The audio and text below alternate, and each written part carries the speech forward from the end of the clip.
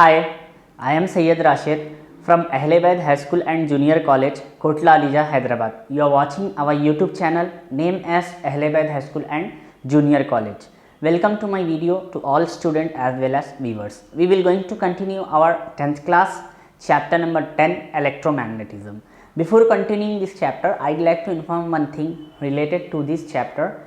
The students, those who are looking to take MPC or BPC in your intermediate first year or second year, this chapter really helps you in physics.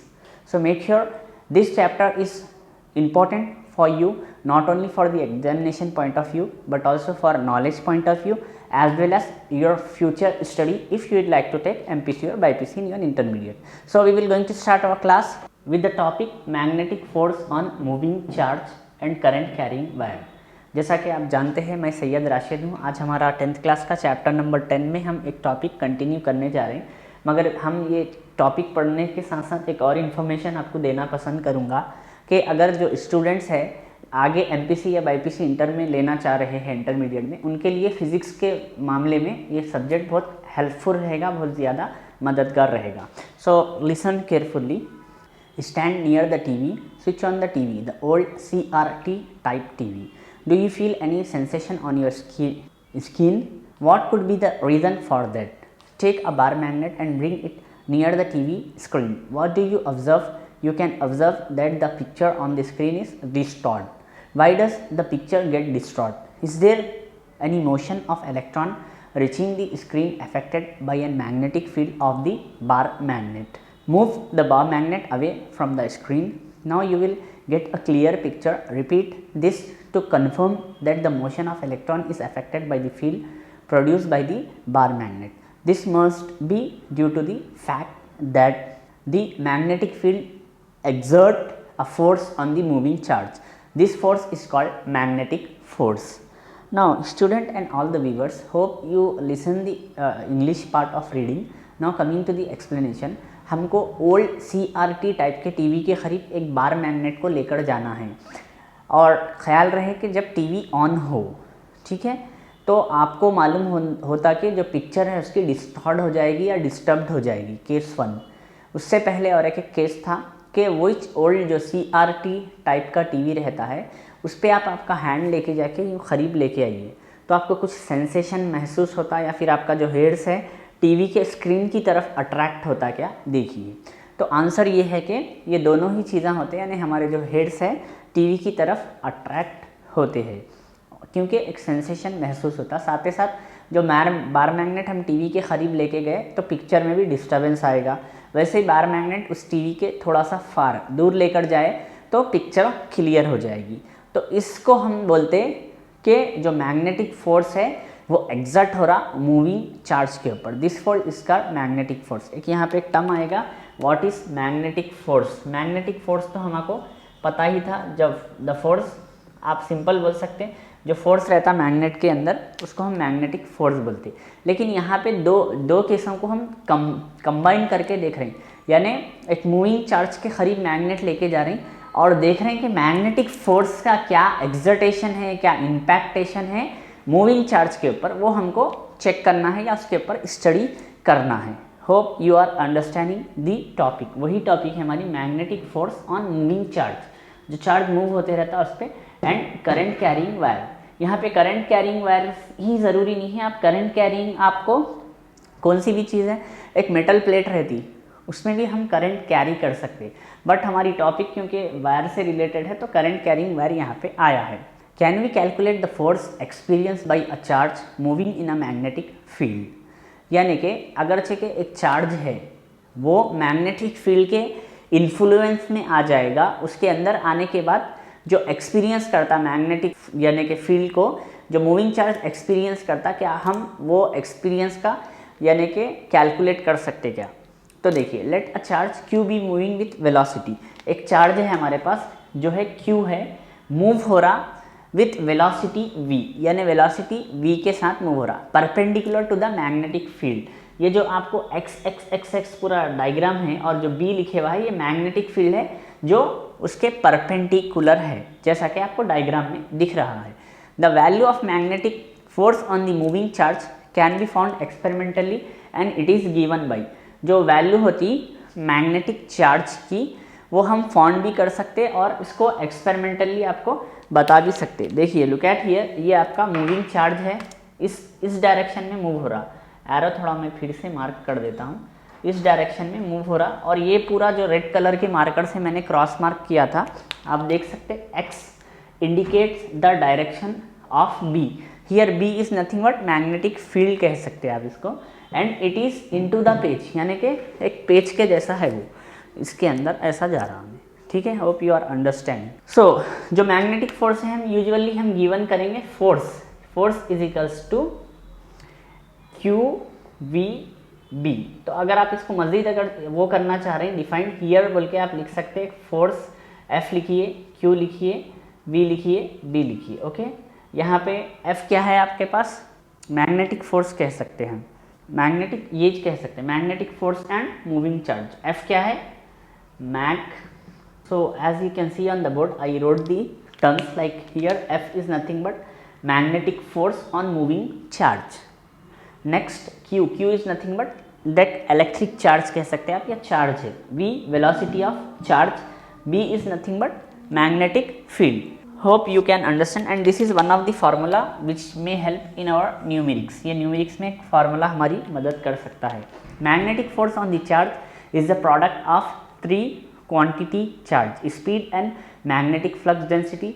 The equation for the magnetic force acting on a charge q is F is equals to QVB and holds well only when the direction of velocity of charge particle V is perpendicular to the direction of the magnetic field B। अब ये जो आपको जो formula या equation दिख रहा है, ये जो इक्वेशन में जो टर्म्स बताया था मैंने अपने आपको वही आपको बताया जा रहा और इसमें कंडीशन अप्लाई हो रहा। कंडीशन क्या है बोलते हो, यहाँ पे जो मैग्नेटिक फील्ड है और इलेक्ट्रिक चार्ज है एक दूसरे को परपेंडिकुलर होना चाहिए, तो ही ये फार्मूला ये इक्वेशन अप्लीकेबल रहेगा। Okay, can we generalise the equation for magnetic force on charge when there is an angle theta between the direction of field B and velocity v। It is experimentally proved that when there is an angle between direction of field and velocity, the magnetic force experienced by the charge is given by F is equals to। अगर देखिए हम इन दोनों के बीच में अगर कोई एक theta assume करेंगे तो जो मैग्नेटिक फोर्स है वो कुछ इस तरीके से इंडिकेट करेगा F is equals to Q V B sine theta. तो यहाँ पे ये F is equals to Q V B का तो डिटेल यहाँ पे मैंने लिख दिया था। वेरा साइन थीटा क्या है, वो एक एंगल है, साइन थीटा एंगल है। ठीक है, when charge move parallel to the magnetic field along the magnetic field or against the field, the value of theta becomes 0. In the above equation theta is 0, so sin 0 is 0। अगर चेके ये जो आपको magnetic field और electric charge एक दूसरे से अगर parallel रहे तो पैरेलल रहने से क्या होता, थीटा आपका 0 हो जाता, तो sin 0 क्या होता अपने को 0 होता। अगर हम एक सेकंड के लिए मैं आपको रफली यहाँ पे बता देता हूँ, F इज इक्वल्स टू मैं क्या कर रहा हूँ क्यू वी बी साइन 0 कर रहा हूँ। ठीक है, F इज इक्वल्स टू ये क्या हो गया Q V B sine theta not here sine 0। Okay, sine 0 is nothing but 0। Since हम यहाँ पे लिखेंगे अप्लाइड मैथ्स है, साइन 0 क्या होता है 0 होता है, ट्रिग्नोमेट्री में हमने पढ़ा। तो F इज इक्वल्स टू ये क्या हो जाएगा 0 हो जाएगा, तो फोर्स तो बिल्कुल ही ना के बराबर हो जाएगा। इसलिए यहाँ पे कंडीशन परपेंडिकुलर लगाया नहीं। परपेंडिकुलर क्यों लगाया गया, अगर परपेंडिकुलर है तो उसका जो एंगल होता है पैरेलल में एंगल 0 डिग्री है। ठीक है, परपेंडिकुलर है तो उसमें एंगल 90 डिग्री है, तो 90 डिग्री में क्या होता साइन 90 हो जाएगा। ये यूजुअली थोड़ा सा हम इसको बता देंगे यहाँ पे, आप देख सकते हैं इधर F is equals to Q V B okay sine 90। ठीक है, F इज इक्वल्स टू क्या हो जाएगा क्यू वी बी साइन 90 क्या है हमारे पास 1 है, सिंस सेम अप्लाइड मैथ्स हो रही है यहाँ पे, साइन 90 इज इक्वल्स टू 1 हो जाएगा। तो मैंने वही इंस्टेड ऑफ 91 लिख दिया था, तो अगेन ये इक्वेशन हमको बन जाता, तो इसीलिए आपको परपेंडिकुलर बताया गया है। Now what is the direction of magnetic force acting on a moving charge. अब क्योंकि मैग्नेटिक जो फोर्स है उसका डायरेक्शन क्या हो सकता अगर उन्हें मूविंग चार्ज के ऊपर एक्ट कर रहा या फिर एक्टिंग कर रहा, We have an easy method to find out the direction of magnetic force acting on the moving charge in magnetic field. Keep your right hand fingers along the direction of velocity of moving charge and next curl your finger towards the direction of magnetic field. Then the thumb gives the direction of magnetic force as shown in the figure. This rule is applied for any case. अब यहाँ पे देखिए, इसको समझाने के लिए बहुत simple, ये जो थ्योरी पार्ट में पढ़ा था, this rule is applied for any case of angle between direction of velocity and field. The direction of magnetic force is always perpendicular to the direction of the both velocity and magnetic field. अब देखिए, look at here, this is my right hand, ये मेरा सीधा हाथ है, तो मैं इस तरीके से करूँगा तो ये मुट्ठी हो जाएगी. उसके बाद मैं इसको ओपन करके ऐसा कर दूंगा तो ये एक मेरा थंब का है डायरेक्शन और मेरे कर्ल फिंगर है, यानी फिंगर कुछ इस तरीके से. तो यहाँ पे जो F दिख रहा है आपका, वो आपका हो जाएगा फोर्स, मैग्नेटिक फोर्स. और ये जो फिंगर मेरी दिख रही है, ये आपको हो जाएगी V, वेलोसिटी हो जाएगी. और इसके बीच में मैं अगर एक अजम्पशन कर लूँ कुछ इस तरीके से, एक लाइन के जैसा आप देख सकते हैं, जो मार्कर है वो हो जाएगा मेरा मैग्नेटिक फील्ड. तो मेरा थंब हो गया मैग्नेटिक फोर्स, वेरास मेरी जो ये फिंगर हो गई इंडेक्स, वो वेलोसिटी हो गई. और जो मार्कर से मैंने एक और एक यानी एक लाइन जैसा या फिर एक पाथ जैसा ड्रॉ किया है, ये होगी मैग्नेटिक फील्ड. कुछ इस तरीके से रहता है ये, ठीक है. इसको हम राइट हैंड रूल भी कहते हैं. Hope you are understanding. उम्मीद करता हूँ आपको समझने आ रहा होगा. Now generally right hand rules is used when the velocity and field are perpendicular to each other. This law states that if the forefinger pointed towards the direction of velocity of charge or current, middle fingers points to the direction of field B, then the thumb gives the direction of the force when the three fingers are stretched in such a way that they are perpendicular to each other as shown in the figure 8. This rule is applicable to positive charge. What is the direction of force acting on a negative charge moving in a field? First, find the direction of force acting on a positive charge. Next, reverse its direction. This new direction is the direction of the force acting on the negative charge. Let us see an example of force acting on the charged particle. जैसा कि मैं आपको अभी समझाया था, वही आपको ये बता रहा है. वैसे ही आप देख सकते हैं, जैसा मैं रीड कर रहा था इस पार्ट को, इस हिस्से को, मैं सिर्फ मेरी वॉइस आ रही थी, मेरा फेज आपको नहीं आ रहा था. तो ये जो हिस्सा है, जो थ्योरी पार्ट, वो बहुत इंपॉर्टेंट है. आप चाहिए कि उसको लिख के एज ए नोट रख लीजिए, it will help you. Okay, now we will going to solve one problem. एक प्रॉब्लम हम इसके ऊपर सॉल्व करेंगे. This problem already I wrote on the board as you can see. Now the time to learn the problem. A charged particle Q is moving with a speed V perpendicular to the magnetic field of induction B. Find the radius of the path and time period of particle.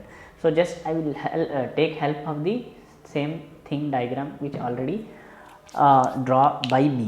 तो देखिए, अब आपको करना क्या है, एक charge particle है Q, move हो रहा एक स्पीड से, जो उसकी स्पीड क्या है, v है, और उन्हें परपेंडिकुलर है मैग्नेटिक फील्ड ऑफ इंडक्शन पे. तो आप उसको, उसकी दो चीज़ें मालूम करो बता रहे हैं. एक आपको मालूम करना है रेडियस, उसके पाथ का रेडियस ऑफ पाथ. दूसरा आपको मालूम करना है time period of particle. Two things. तो देखिए, अब ये जैसा कि x जो मैं आपको बताया हूँ, ये मैग्नेटिक फील्ड है, ठीक है, मैग्नेटिक फील्ड है. अब इसके अंदर एक चार्ज पार्टिकल मूव हो रहा है. तो अब वो मूव जो हो रहा है, उसके अलग अलग डायरेक्शंस हो सकते. जैसा कि मैं एक सर्कल लगा लेता हूँ यहाँ पे छोटा सा, ठीक है. जैसा हम सर्कल लगा लिए, उसके कुछ इस तरीके से रास्ते बनेंगे. पहला एक इधर, फिर after that it will goes like this, it will goes like this, then it will reach to the point from where its start moving. तो इस तरीके से चलते रहेगा. और उसका जो वेलोसिटी का जो डायरेक्शन है, पहले ऐसा डायरेक्शन रहेगा, फिर उन्हें ऐसा होने पे इसका डायरेक्शन वेलोसिटी का ऐसा होता है, ऐसा होने पे ऐसा होगा, फिर ऐसा होने पे ये जो v है, जो उसका वेलोसिटी है, q जो है वो चार्ज है. तो इस तरीके से वो मूव हो रहा. सॉल्यूशन देखेंगे. Let us assume that the field is the directed into the page. जो फील्ड है वो इसके अंदर, पेज के अंदर आपको डायरेक्टेड है। Then the force experience by particle is F is equals to Q V B. जो फोर्स एक्सपीरियंस हो रहा पार्टिकल से वो हो गया F is equals to Q V B. ये आपका पूरा मैग्नेटिक यानी कि फील्ड है। चार्ज पार्टिकल कुछ इस तरीके से है, तो उन्हें अब ये डिस्टेंस पे रह के इस तरीके से कैसा भी मूव होता उन्हें, तो इनटू द पेज है वो। Okay, we know that the force FOR here CE, force is always directed perpendicular to the velocity, hence the particle moves along a circular path। तो यहाँ पे उसको जो पार्टिकल है उसका जो रास्ता है कुछ सर्कुलर पाथ बन जाएगा। And the magnetic force on the charge particle acts like a centripetal force. ये जो मैग्नेटिक फोर्स है पार्टिकल के ऊपर उन्हें सेंट्रीपिटल फोर्स के जैसा बन जाएगा। जैसा कि हम छोटे रहने खेलते थे, एक थ्रेड रहता है, थ्रेड को हम स्टोन बांधेंगे, स्टोन बांध के हमारे उंगली के अंदर उसको फिक्स करके गोल घुमाएंगे वो थ्रेड को। तो वो आप छोटे रहने का भी खेले थे। Usually we are using this kind of like thing while is there any kite stuck in trees और समवेयर। कहीं पे पतंग अगर स्टक हो गई, अटक गई, तो लंडोर बोल के थ्रेड को हम स्टोन बांध के वो पतंग में डाल के पतंग को खींच के निकाल लेते। तो वैसे ही हाथ में ऐसा ही रख के वो तागे को गोल घुमाए तो एक फोर्स पैदा होता है जिसको हम सेंट्रीपिटल फोर्स बोलते। Let R be the radius of the circular path. जो आर है वो रेडियस है, समझिए ये जो सर्कुलर रास्ता इसका बन रहा। We know that centripetal force is equals to mv² R. Centripetal force का एक फॉर्मूला रहता है हमारा mv² R. So as you can see here, जो सेंट्रीपिटल फोर्स का हमारे पास फॉर्मूला है वो है mv² R. So here centripetal force किसके बराबर है? मैग्नेटिक फोर्स के बराबर है। तो instead of F what I can do, I can write QVB। तो मैं फोर्स के बदल QVB लिख रहा हूँ, इजिकल्स टू mv² आर हो गया। तो सिर्फ मुझे R चाहिए, तो R मेरा उधर LHS पे चले जाएगा, वेराज QVB डिनोमिनेटर में आ जाएंगे। This V and this V² gate cancer, तो R इजिकल्स टू mv/QV बच गया। नेक्स्ट फार्मूला है हमारा, ये रेडियस हो गया, फाइंड कर लिए हम। नेक्स्ट उसके बाद जो टाइम पीरियड है, टाइम पीरियड का फार्मूला तो आपको मालूम है 2πr/v होता है। तो यहाँ t इजिकल्स टू 2π अपनी प्लेस पे है, इंस्टेड ऑफ r मैंने क्या किया mv/qb लिख दिया। आप देख सकते हैं यहाँ पे mv/qb है, तो mv/qb मैंने लिख दिया था। This v get cancel, 2π into m क्या हो गया, 2πm हो गया by qb as it is. This is time period. So that's all about our problem. Make sure student you need to copy this problem and try to practice this problem 3 times. Okay, so now the time to copy the problem. Now a question is arise that what happen when a current carrying wire is placed in a magnetic field. अब मैं क्या करूँगा, एक wire है समझिए, इसके अंदर current flow हो रहा है या फिर करंट बह रहा है, उसके करीब मैग्नेट को लेके चले गया या फिर उसके करीब मैग्नेटिक फील्ड को प्रोड्यूस करा, तो क्या होता उसके बारे में हम थोड़ा सा लर्न करेंगे। Electric current is a charge in motion. We know that each charge experience a magnetic force, thus the current carrying wire concentrating collection of charge in motion experiencing magnetic force when it is kept in the magnetic field. देखिए हमको पता है कि electric current क्या होता, charge in motion यानी कि motion के अंदर का चार्ज रहता, और हमको ये भी पता है वो उसके जहाँ पे भी करंट बहता है वायर में वहाँ पे इलेक्ट्रिक फोर्स भी होता। थस जो करंट कैरिंग जो कंडक्टर है वो एक्सपीरियंस करेगा मैग्नेटिक फोर्स को भी। अगर हम इसको मैग्नेटिक फील्ड में रखेंगे तो क्या होगा, अगेन सेम केस कि वो जो इसकी मैग्नेटिज्म है और थोड़ा स्ट्रांग हो जाएगा, वो फिर से मैग्नेटिक फील्ड ही एक्सपीरियंस करेगा। Can we determine the magnetic force on a current carrying wire which is placed along a magnetic field. यानी कि हम एक वायर जिसके अंदर ऑलरेडी मैग्नेटिक फोर्स होता है करंट कैरिंग में, उसको अगर फिर से अगर हम मैग्नेट के करीब रख दिए या करंट में रखें तो क्या हम उस फोर्स को डिटरमाइन कर सकते हैं क्या? सो देखिए answer, we know that each charge experience no magnetic force because there are moving parallel to the direction of field along the field. So the force acting on wire is zero when it is kept along a magnetic field. तो देखिए हमको मालूम है जो magnetic, जैसा कि हमको मालूम है जो एक इलेक्ट्रिसिटी है उसके अंदर एक चार्ज है, समझिए 2 charge 3 charge n number of charges है। तो एक चार्ज जो है मैग्नेटिक फोर्स को एक्सपीरियंस नहीं करता, क्योंकि अगर वो पैरेलल मूव हो गया, एक दूसरे से पैरेलल मूव हुआ तो जो वायर होता है वो magnetic field, listen we know that each charge experience no magnetic force. हमको पता है कि ईच चार्ज जो रहता नो यानी कि एक्सपीरियंस नहीं करता मैग्नेटिक फोर्स को, क्योंकि वो मूव होता parallel the direction of field, जो फील्ड है उसकी डायरेक्शन ऑफ फील्ड से पैरेलल होता। So force acting on wire रहता is zero when it is kept in magnetic field. Suppose ये एक कंडक्टर है या फिर वायर है जिसके अंदर आपको चार्ज जा रहा है सपोज, तो उसके करीब में मैग्नेट लेकर जाऊंगा, सपोज कौन से भी एक बार मैग्नेट है लेकर गया, तो ये दोनों एक दूसरे के डायरेक्शन में क्या हो गए, पैरेलल हो गए। जहाँ पे भी पैरेलल होता है थीटा जीरो हो जाएगा, तो फोर्स क्या होगा, जीरो हो जाता। सेम केस अगर बार मैग्नेट को मैं ऐसा भी टर्न कर दिया तो भी वो पैरेलल में है, फोर्स नहीं रहेगा। सो अब हमको क्या करना है, ये जो मैग्नेट है जो पैरेलल रख रहे थे हम उसको लेके आके ऐसा रख देना, परपेंडिकुलर बना दिए। तो अब थोड़ा सा सुनिए, listen carefully. Let us find magnetic force on a straight wire carrying current which is kept perpendicular to the uniform magnetic field B. This field is directed into the page. It is represented by X as shown in the figure. Let the field be conflict to the length L, so only the part of the wire of length is inside the magnetic field, remaining wire is outside the magnetic field. We know that the electric current means charge in motion, hence they move with a certain velocity called drift speed or drift velocity V. The magnetic force on a single charge is given by F0 is equals to QVB. अब देखिए मैं क्या करूँ, इतना हिस्सा हमारा current, ये जो एक्स दिख रहा वो पूरा मैग्नेटिक फील्ड है, उसके बीचों बीच लग जाके वायर इंसर्ट कर रहा हूँ। यहाँ से ये जो पॉइंट है आपको, ये पॉइंट से लेकर ये पॉइंट तक जो हिस्सा है, जो पार्ट है वायर का, उसको हम L लेंथ दे देंगे और जो बाहर का हिस्सा है हम उसको कुछ भी कंसिडर नहीं करेंगे। तो अब इसके बीच में हम लिख जाके रख रहे हैं। तो अब जैसा कि इलेक्ट्रिक करंट क्या है, एक मूविंग चार्ज है, उसकी एक वेलोसिटी होती V होती, जिसको हम ड्रिफ्ट स्पीड से मापते हैं। तो हम क्या करेंगे, the magnetic force on a single charge is given by F0 is equals to QVB। ये जो चार्ज का फॉर्मूला है सिंगल चार्ज के ऊपर है, ये जो गिव करेगा F0 is equals to QVB। Let the total charge inside the magnetic field be Q।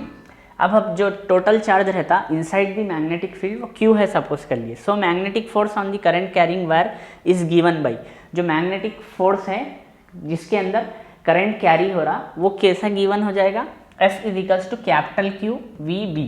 Here zero हट जाएगा आपको, ठीक है। Next, time taken by a charge Q to cross the field B, T is equals to L by V। तो ये एक छोटा सा फॉर्मूला हमको रिलेशन बनता है, जो टाइम हो रहा किसको, चार्ज को जो क्रॉस कर रहा फील्ड से, यानी यहाँ से लेके यहाँ तक जो क्रॉस कर रहा हमने, उसको हम T is equals to L by V ले लिए, इम्प्लाइज V, हमको चाहिए V। तो V को मैं T की प्लेस पे रख दे रहा हूँ, T को V की प्लेस पे ला रहा हूँ, V is equals to L by T हो गया। इसको हम इक्वेशन 1 सपोज कर लिए थे, F is equals to capital Q और VB को, ये इक्वेशन 2 हो गया हमारा, V is equals to L by T। अब हम ये इक्वेशन 2 को लेके जाके 1 में डाल दे रहे हैं। In 1 F is equals to Q अपनी प्लेस पे है, V की प्लेस पे मैं क्या लिख दूंगा, L बाई T, वही मैंने लिखा है, L बाई T लिखा है, into B as it is अपनी प्लेस पे अपन है। F इज इक्वल्स टू, अब मैं क्या कर रहा हूँ, Q बाई T को एक साथ लिख ले रहा हूँ, वेरस L एंड B को एक जगह पे लिख ले रहा हूँ। Hope you are understanding this step. तो F is equals to Q by T into L and B, इसको एक जगह पे कर दिया हूँ, LB को एक place. But we know that Q by T is equals to I in 3, हमको मालूम है, इसको हम इक्वेशन 3 सपोज करे थे। हमको क्या मालूम, Q और बाई T क्या होता, वो करंट होता। करंट के बारे में हम 9th चैप्टर में ऑलरेडी पढ़ लिए थे। इन 3 इक्वेशन 3 में लिख जाके रख रहा हूँ। तो F is equals to, instead of Q by T हमने क्या लिखा, ILB, ये इक्वेशन नंबर 4 दे दिए हम। Let theta be the angle between I and B, then the force acting on current carrying wire is given by F is equals to IL B sin theta। यहाँ पे I से मुराद क्या है, electric current है, B से मुराद है magnetic field. तो अगर मैग्नेटिक फील्ड और करंट के बीच में अगर एंगल रहा जो फोर्स एक्टिंग करता करंट कैरिंग वायर को वो गिवन होता F is to I L B sine theta से। इक्वेशन नंबर 5 हो गया। अब यहाँ पे आप डायग्राम देख सकते, ये हमारी पूरी x क्या था, वो चार्ज था, b हमारी मैग्नेटिक फील्ड थी, l क्या था, यहाँ से लेके यहाँ तक जितनी लेंथ है वो l है। फर्स्ट केस में I इज टू 0 था, यानी अभी हमने करंट से ऑन नहीं किया था उसको। नेक्स्ट केस में क्या करें, स्विच ऑन कर दिए।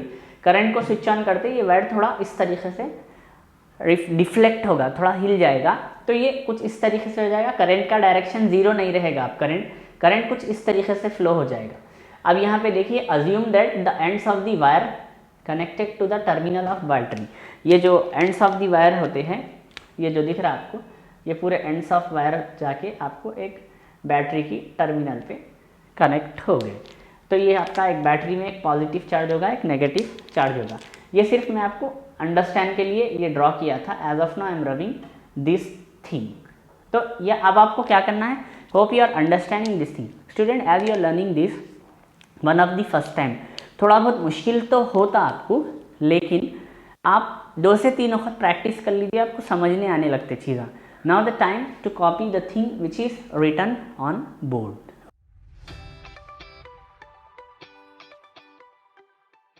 Hope you have copied on this. तो अब हमको क्या मालूम हुआ कि जो from this derivation what we conclude, हम क्या कंक्लूड कर सकते हैं, जब भी कोई करंट कैरिंग वायर है उसके करीब मैग्नेट को लेके जाएंगे तो उसका जो फाइनल फोर्स हो जाएगा F is to I L B sine theta. ये इक्वेशन नंबर 5 है। ये तो हो गया फोर्स, ठीक है। नेक्स्ट एक क्वेश्चन अराइज होता है हमारे पास, how could you find its direction.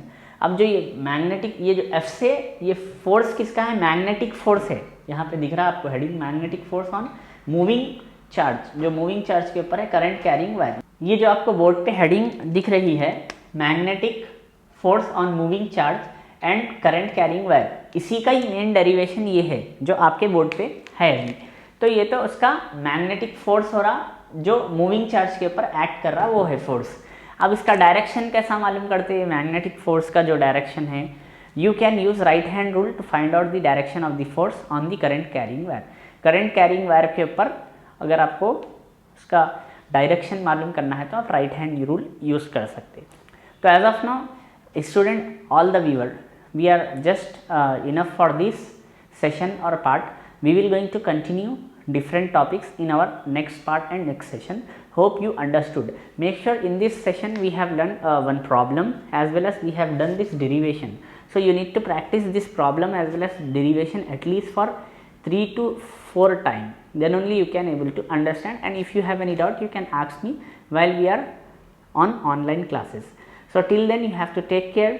I am Sayyid Rashid from Ahledabad High School and Junior College, Kotla Alija, Hyderabad. You are watching our YouTube channel Ahledabad High School and Junior College. Have a great time. Thank you.